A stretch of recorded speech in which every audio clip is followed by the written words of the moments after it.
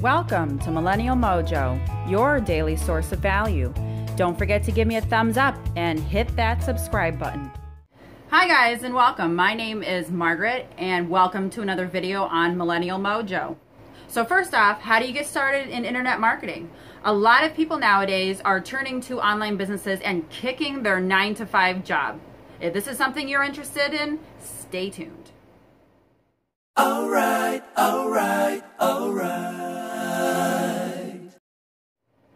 So, how to get started in internet marketing. So whether you're an affiliate marketer like myself, whether you're an internet marketer, a network marketer, a newcomer, an industry veteran who is looking for a little tweak in their business, for a newcomer who's looking for ideas and advice, you need to utilize these fundamental marketing pillars in your business, okay?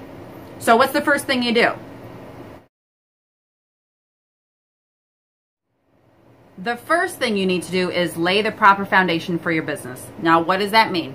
That means that first you need to sit back, you need to choose the right market, okay? You need to find a market that's great in numbers. You need to find a market that you can easily access their audience, and find an audience that's irrationally passionate about your product or your business, okay? You need to implement all three of these steps in order to make your sales process effortless. The second process that you need to implement is the 7-step Internet Millionaire Formula, okay? This is something that Tim Irway teaches, that Frank Kearns teaches, and if you look, a common example that you can look at is McDonald's. McDonald's utilizes this strategy, okay? So what is it? Step 1, it's finding a need or a problem, okay?